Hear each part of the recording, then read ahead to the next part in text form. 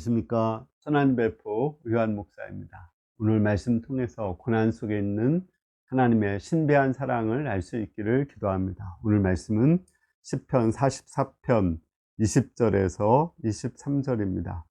우리가 우리 하나님의 이름을 잊어버렸거나 우리 손을 이방신에게 향하여 폈다면 하나님의 일을 알아내지 아니하셨으리까. 무릇 주는 마음의 비밀을 아시나이다. 우리가 종일 주를 위하여 죽임을 당하게 되며 도살할 양같이 여김을 받았나이다. 주여 깨소서 어찌하여 주무시나이까. 일어나고 우리를 영원히 버리지 마시소서. 오늘 말씀도 이스라엘이 바벨론의 포로로 잡혀갔을 때 쓴 시입니다.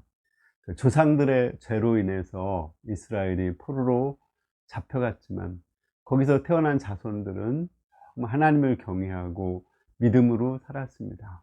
그들은 이방신에게 손을 펴서 기도하지 않았고 오직 하나님만 의지했습니다.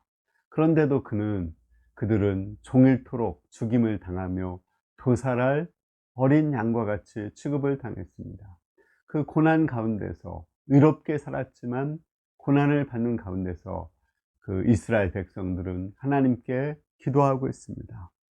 주님, 깨소서 어찌하여 주무십니까? 일어나시고 우리를 영원히 버리지 마소서. 마치 이스라엘 백성을 하나님이 버린 것처럼 느껴졌습니다.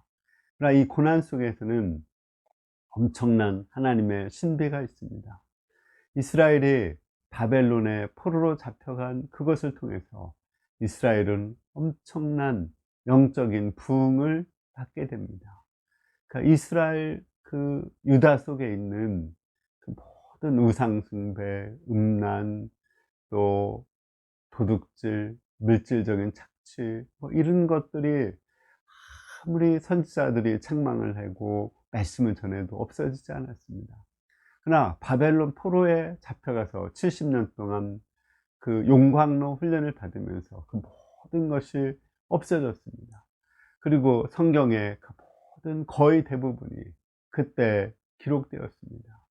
열왕기상하, 역대상하, 에스라, 느헤미야, 에스더, 또 예레미야, 또 에스겔, 이런 많은 선지자들이 바벨론을 중심으로, 바벨론 포로를 중심으로 기록을 했습니다. 심지어 이사야까지도 그 40장 이후는 바벨론 포로에서 돌아오는 이야기를 다루고 있습니다. 그러니까 바벨론 포로는 이스라엘의 엄청난 영적인 부흥이 일어난 시기였던 것입니다. 하나님은 그 영적인 부흥을 위해서 이스라엘을 고난의 용광로 속에 넣어놓고 잠시 침묵하고 있었던 것입니다. 그러나 그 훈련을 받는 입장에서는 우리가 의롭게 살았는데 왜 하나님이 우리를 돕지 않으시는가 하는 그러한 하나님에 대한 의구심이 들었습니다. 우리는 이러한 고난의 때에 하나님의 그 신비로운 사랑을 생각하면서 고난을 극복해야 됩니다. 이 말씀은 우리 사도 바울이 로마서 8장에서 인용한 말씀입니다. 사도 바울도 믿음으로 복음을 전하며 의롭게 살았죠.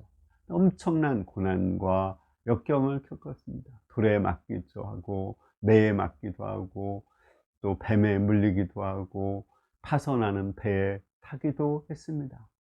하나님은 이러한 모든 걸 통해서 그 사도 바울에 대한 하나님의 사랑을 보여주셨고 신비한 하나님의 능력을 보여주셨고 또 이러한 고난을 통해서 사도 바울은 그 많은 그 신약 성경의 서신서를 쓸 수가 있었습니다.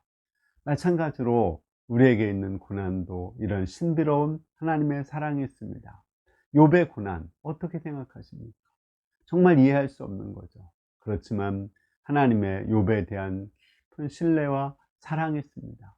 이런 고난을 받아도 욥은 나를 믿을 것이다, 나를 경외할 것이다, 나를 사랑할 것이다 하는 하나님의 그 신비로운 사랑이 들어 있습니다. 뿐만 아니라 그 욥을 통해서 욥과 같이 고난을 받는 많은 사람들을 위로하고자 하는 하나님의 선하신 또 목적도 있습니다.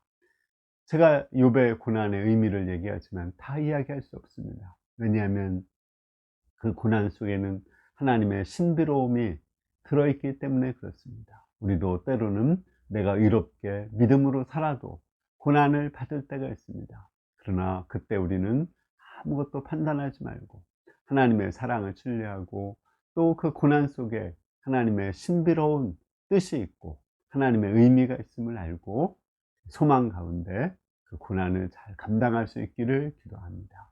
하나님의 사랑으로 끝까지 고난을 감당할 수 있기를 기도합니다. 감사합니다.